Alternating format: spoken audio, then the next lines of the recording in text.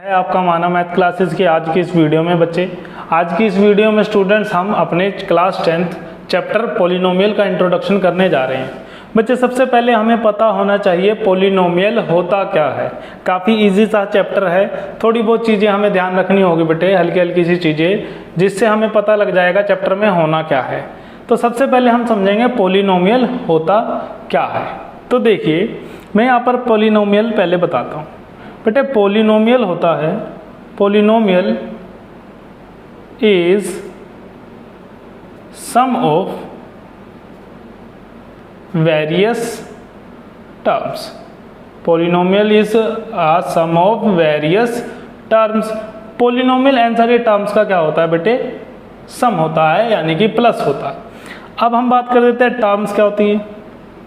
Terms देखो, terms is combination of coefficient and variables।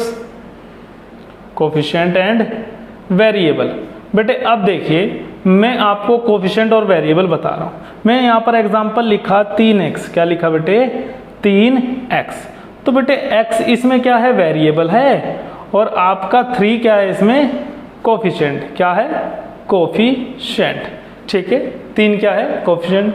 आपने बोला 4x², तो x² क्या है? वेरिएबल, और 4 क्या है? कोफिशिएंट। ठीक है, तो पॉलिनोमियल क्या होता है? एन सारी टर्म्स का क्या होता है बेटे?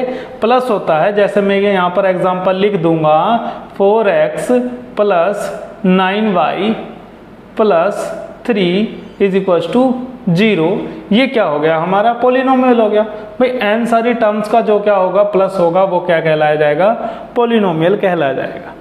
अब देखिए बेटे पॉलिनोमियल के types of polynomial. Types of polynomial देखो दो तरीके से आपको देखने को मिलेंगे। एक तो ऑन द बेसिस ऑफ आप टर्म्स निकाल सकते हैं, और एक आप ऑन द बेसिस ऑफ क्या निकाल सकते हैं? डिग्री। देखिए टर्म्स के बेसिस पे और डिग्री के बेसिस पे अगर आप बात कर देते हैं टर्म्स के बेसिस पे, तो 3 तरीके की आपको मेनली पता होने चाहिए। एक होता है मोनोमियल। क्या होता है बेटे? मोनोमियल बेटे जिसमें क्या होता है? Which have only one term. Which have only one term, जिसमें एक ही टर्म होगी बेटे, वो क्या कहलाएगी? मोनोमियल। एग्जाम्पल के तौर पर मैं लिख देता हूं जैसे 2x। ठीक, अब ये क्या है? मोनोमियल का एक एग्जाम्पल है। दूसरा टाइप होगा बायनोमियल। क्या होगा? बायनोमियल बेटे same, which have only 2 terms. जिसमें कितनी टर्म होंगी? 2 टर्म। जैसे कि आपने लिखा 2x + 3y, ये आपकी क्या होगी? 2 टर्म होगी। इस तरीके का एग्जाम्पल आपका क्या होगा? बायनोमियल का होगा बेटे। एक होगा ट्राइनोमियल। क्या होगा? ट्राइनोमियल। अब देखिए ट्राइनोमियल क्या कि विच हैव ओनली 3 टर्म्स, जिसमें सिर्फ 3 टर्म होंगी, वो क्या होगा? ट्राइनोमियल। जैसे आपने बोला बेटे 3x + 9y, 4x + 9y + 3z = 0। ये किसका एग्जाम्पल हो गया बेटे? ट्राइनोमियल का। इससे ऊपर सारे टर्म्स वाले को फिर कोई पर्टिकुलर नाम नहीं देते हैं, सीधा पॉलिनोमियल बोल दिया जाता है कि भाई ये पॉलिनोमियल है। जो 3 पहले हैं जिसमें एक टर्म, उनको एक स्पेसिफिक पॉलिनोमियल के अंदर भी एक क्या मिला हुआ है? नाम मिला हुआ है। ठीक है, तो अगर आपको पॉलिनोमियल के टाइप्स देखने हैं on the basis of terms, तो आपको क्या क्या मिलेगा? मोनोमियल मिलेगा जिसमें एक टर्म होगी, बाइनोमियल मिलेगा जिसमें 2 टर्म होगी, और ट्राइनोमियल मिलेगा जिसमें 3 टर्म होगी। उससे ऊपर वाली टर्म वाले जितने भी होंगे सभी को बेटे क्या बोल दिया जाता है? पॉलिनोमियल बोलते हैं। अब बात कर देंगे on the basis of degree. Degree के ब्रैकेट में आप लिख सकते हैं पावर। क्या होगा? डिग्री के ब्रैकेट में क्या होगा? पावर। पहला टाइप होता है लीनियर। क्या होता है? लीनियर क्या होता है? मैक्सिमम डिग्री यानी कि कितनी होगी? 1 होगी। जिसमें मैक्सिमम डिग्री क्या होगी बेटे? 1 होगी। वो सब आपका क्या होगा? लीनियर। एग्जाम्पल के तौर पर मैं यहाँ पर लिख रहा हूँ, आपने लिखा जैसे कि 2x + 3y। बेटे पावर मैक्सिमम कितनी है?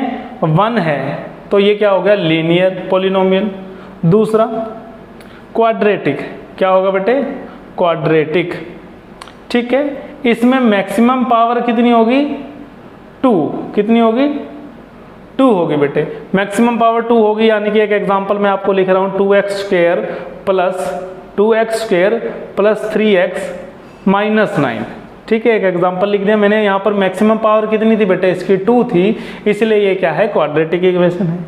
तीसरी होगी बेटे क्यूबिक, क्या होगी, क्यूबिक, जिसमें मैक्सिमम पावर आपकी कितनी होगी, फिर मैक्सिमम पावर होगी बेटे 3। तो उस तरीके की इक्वेशन को, उस तरीके के पॉलिनोमियल को क्या बोला जाएगा, क्यूबिक पॉलिनोमियल। एग्जांपल लिख देता हूं बेटे, मैंने लिख दिया 3x³ plus 2x² plus x plus 3 equals to 0। Example दे दिया बेटे कुछ भी। तो इस तरीके का जिसमें मैक्सिमम पावर आपकी क्या होगी बेटे, 3 होगी, उसको क्या बोला जाएगा, क्यूबिक। ये तो हमने पढ़ा बेटे पॉलिनोमियल। पॉलिनोमियल होता क्या है, सम ऑफ वेरियस टर्म्स का बेटे। आप टर्म्स क्या होती है, ये कॉम्बिनेशन होता है कोएफिशिएंट और वेरिएबल के मिलने से जो बनता है बेटे। टाइप्स ऑफ पॉलिनोमियल 2 तरीके से आप उसको क्लासीफाई कर सकते हैं, एक on the basis of terms देख सकते हैं, on the basis of degree देख सकते हैं। ठीक है बेटे, टर्म्स में पहला मोनोमियल जिसमें सिर्फ एक टर्म होगी, बाइनोमियल जिसमें सिर्फ 2 टर्म होगी, और ट्राइनोमियल जिसमें 3 टर्म होगी। अगर डिग्री के बेसिस पे आप देखेंगे बेटे तो लीनियर जिसमें मैक्सिमम पावर 1 होगी, क्वाड्रेटिक जिसमें मैक्सिमम पावर 2 होगी, और बेटे क्यूबिक जिसमें मैक्सिमम पावर क्या होगी आपके पास 3 होगी। ठीक है, आगे चलते बेटे देखते हैं जीरोज क्या होते हैं एक पॉलिनोमियल के। आइए देखिए जीरोज ऑफ द पॉलिनोमियल। अब बेटे जीरोज क्या होंगे, मैंने बोला द वैल्यू ऑफ वेरिएबल। अब जो वैल्यू होगी वेरिएबल की बाय विच जिससे polynomial becomes zero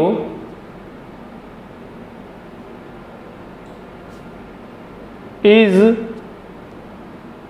known as zeros of the polynomial. Zeros of the polynomial. देखिए पॉलिनोमियल, हमने कहा भाई जीरोज ऑफ पॉलिनोमियल होता क्या है, भाई वेरिएबल की ऐसी वैल्यू जिसको पॉलिनोमियल में पुट करने के बाद बेटे आंसर आपका क्या आ जाए, 0, वो वैल्यू क्या कहलाएगी, पॉलिनोमियल की 0। जैसे कि मैं एक एग्जांपल लिखता हूं बेटे, 2x प्लस 3 इक्वल्स टू 0। क्या लिख दिया, 0। 2x plus 3 equals to 0। अब मैंने कहा आप इसमें x इक्वल्स टू पुट करके देखिए -3/2। क्या पुट करके देखिए, -3/2 आपने पुट करके देखा। x की जगह आपने क्या कर दिया, -3/2 पुट कर दिया। तो देखिए क्या हुआ, इससे ये कटा, -3 प्लस 3 इक्वल्स टू आंसर क्या आया, 0। मैंने कहा है x की वैल्यू -3/2 की वजह से जब मैंने इसमें पुट किया पॉलिनोमियल क्या बन गया, 0। इसलिए ये x इक्वल्स टू -3/2 इसका क्या कहलाएगा, 0। यानी कि वेरिएबल की ऐसी वैल्यू जिसको पॉलिनोमियल में पुट करने से आंसर क्या मिलता है, 0। x की वो value zeros of the polynomial कहलाएंगी। इसको निकालते कैसे बेटे, तो निकालते कैसे, मान लो आपको पॉलिनोमियल जो गिवन है बेटे, आपने उसको 0 के इक्वल रख दिया क्योंकि आंसर तो 0 मिलेगा। तो x की वैल्यू तो फाइंड आउट करनी है। ये 3 उधर जाकर माइनस का हुआ, x यहीं पर रहा, और 3 के बटे में -3 के बटे में 2 उधर जाकर चला गया। तो देखो आपको जीरोज निकालना है तो पॉलिनोमियल को 0 के इक्वल पुट कर दो, ठीक है। और अगर आपको जीरोज निकालना है तो ढूंढना पड़ेगा भाई कौन सी वैल्यू को पॉलिनोमियल में पुट करें जो कि आंसर 0 दे, वही वैल्यू क्या कहलाएगी, जीरोज ऑफ द पॉलिनोमियल। दूसरा पॉइंट बेटे, हमने बोला number of zeros is equals to degree of polynomial. भाई number of zeros is equals to degree of polynomial. कहने का मतलब बेटे जितनी डिग्री होगी, मान लो क्वाड्रेटिक इक्वेशन है, क्या है, क्वाड्रेटिक इक्वेशन आपके पास है। एग्जांपल क्वाड्रेटिक इक्वेशन आपके पास है, तो बेटे नंबर ऑफ जीरोज क्यों होंगे, कितने होंगे इसके पास, number of zeros will be 2। कितने होंगे बेटे, 2 होंगे। क्यों? क्योंकि क्वाड्रेटिक इक्वेशन की डिग्री कितनी होती है? 2 होती है। मैक्सिमम पावर कितनी होती है? मैक्सिमम पावर को तो डिग्री कहा जाता है। मैक्सिमम पावर यानी कि डिग्री कितनी होती है बेटे? 2। तो नंबर ऑफ जीरोज भी क्या होंगे? 2। लीनियर इक्वेशन में जीरोज कितनी होंगी? 1 होगा बेटे। देखो लीनियर पॉलिनोमियल में जीरो कितनी होगी? 1 ही होगी, यानी कि जो हमने निकाल दी। पर यहीं अगर हम क्वाड्रेटिक इक्वेशन का एग्जांपल लेते तो आपको x की 2 वैल्यू ऐसी मिलती जिसको पुट करने से आंसर क्या मिलेगा? 0। क्यूबिक में मिलेंगी 3। तो हमने यहां से देखा number of zeros equals to degree of polynomial. जितनी डिग्री उतने ही क्या होंगे बेटे? जीरोज होंगे। अब देखिए स्टैंडर्ड फॉर्म क्या लिखेंगे हम? Standard form of polynomial. Standard form of polynomial बेटे अब इस चैप्टर में यहां से आप क्या पढ़ोगे? लीनियर पॉलिनोमियल पहले तो पढ़ोगे, ठीक है। General standard form of linear और क्वाड्रेटिक आप इसमें पढ़ लोगे बेटे। देखो कैसे। तो सबसे पहले हम इसकी जनरल फॉर्म देखेंगे।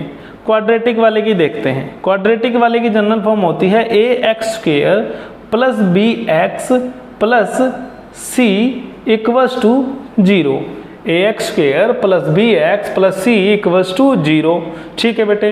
अब ये क्या है? इसकी जनरल या फिर स्टैंडर्ड फॉर्म जो भी x के साथ होगा, जैसे कि बेटे मैंने यहाँ पर लिख दिया 2x² plus 3x plus 6 equals to 0। तो आपने कहा यहाँ से कंपैरिजन करेंगे। a की वैल्यू कितनी? 2, b की वैल्यू कितनी? 3 और c की वैल्यू कितनी बेटे? 6। c की वैल्यू कितनी? 6। तो ये होती है जनरल फॉर्म से कंपैरिजन हमारी पॉलिनोमियल का। मेन पॉलिनोमियल जो आपको गिवन है उसका जनरल फॉर्म से कंपैरिजन करेंगे। तो इस तरीके से आप a, b और c की क्या करोगे? वैल्यू फाइंड आउट करोगे। अब आगे देखेंगे बेटे relation between zeros and the coefficient of polynomial. देखिए कैसे रिलेशन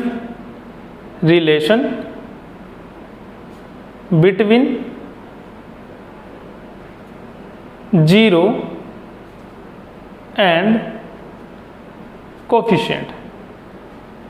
अब हम जीरो और कोफिशिएंट्स के बीच में क्या करेंगे? रिलेशन देखेंगे। अगर आपके पास क्या है बच्चे? क्वाड्रेटिक इक्वेशन है। क्या है? क्वाड्रेटिक इक्वेशन है। क्वाड्रेटिक इक्वेशन अगर आपके पास है या पॉलिनोमियल आपके पास है, ठीक है बेटे। तो मैंने कहा नंबर ऑफ जीरोस कितनी होंगी इसके पास? आपके पास 2 होगी। कितनी होगी? 2। तो पहली जीरो को आपने अल्फा नाम दे देना है। क्या दे देना है नाम? अल्फा।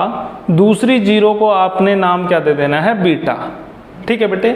ऐसे तो एक रिलेशन क्यूबिक इक्वेशन के साथ भी होता है, वो आपको उस चैप्टर में नहीं करना है, स्किप कर देना है, ना ही उस पर क्वेश्चन पूछा जाता है।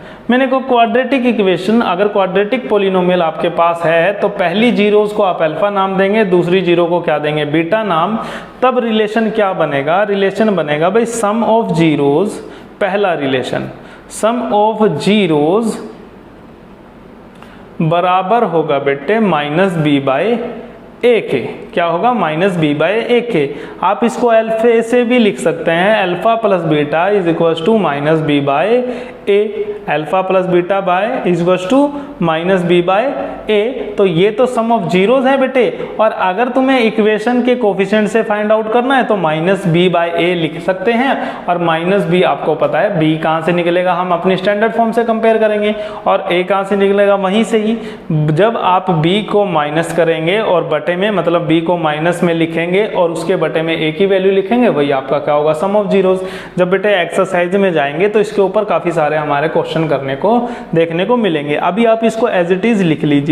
दूसरा रिलेशन हमने पढ़ा है, आता है हमारे सामने प्रोडक्ट ऑफ जीरोज। क्या होता है? Product of zeros.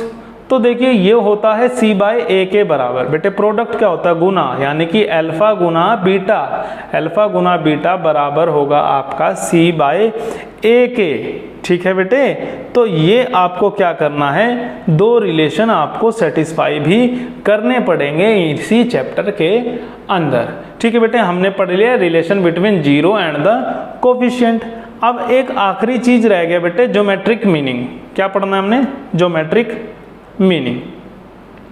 Geometric meaning of zero.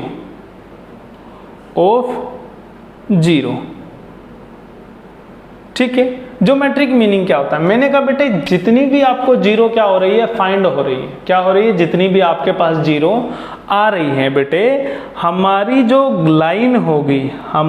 Line होगी उसका ग्राफ जो होगा बेटे 2 बार एक्स एक्सिस को क्या करेगा, टच करेगा। अगर 0 2 है तो 2 बार ग्राफ करेगा। मान लीजिए अभी हमने क्वाड्रेटिक इक्वेशन 1 बनाई, क्वाड्रेटिक इक्वेशन का ग्राफ आपका इस तरीके से मान लीजिए वो 2 बार आपके एक्स एक्सिस को टच करेगा। जितनी जीरोज होंगी उतनी बार एक्स एक्सिस को या तो वो इंटरसेक्ट करेगा बेटे, देखो 1 और 2, या फिर उसको टच करके आप ऐसे भी बना सकते हैं कि भाई वो ये आया और इस तरीके से लाइन चलेगी तो जीरो कितनी मिली, 1। हमेशा एक्स एक्सिस पे ही देखा जाएगा। क्या बोला हमने कि जितनी जीरोज होंगी ना बेटे उतनी बार लाइन हमारी ग्राफ को टच करेगी। यही क्या है, ज्योमेट्रिक मीनिंग है जीरोज का। और जितनी वैल्यू होगी उसी पर क्या करेगी बेटे, टच करेगी। एक्स की वैल्यू जो होगी उसी पर टच करेगी। मान लीजिए 2 है तो 2 पर जाकर टच करेगी, 1 है तो 1 पर जाकर टच करेगी। तो इसी तरीके से हमने क्या बोला है, जितनी बार एक्स एक्सिस को हमारी लाइन टच करेगी उतने ही उसके जीरोज एग्जिस्ट करेंगे। यही है ज्योमेट्रिक मीनिंग ऑफ जीरोज। इसी के साथ बच्चे इंट्रोडक्शन वीडियो हमारी हो जाती है कंप्लीट। अगर वीडियो पसंद आई है बच्चे, कुछ समझ आया है, जो इन्फॉर्मेशन इसमें है बेटे अपने चैप्टर करने के लिए बहुत ज़्यादा ज़रूरी है वो, ठीक है। तो एक बार इसको रिपीट करके देखिएगा, उसके बाद हम मिलते हैं अपनी एक्सरसाइज की वीडियो में। वीडियो को बेटे जितना हो सके शेयर ज़रूर कीजिएगा। तो जय हिंद, जय भारत।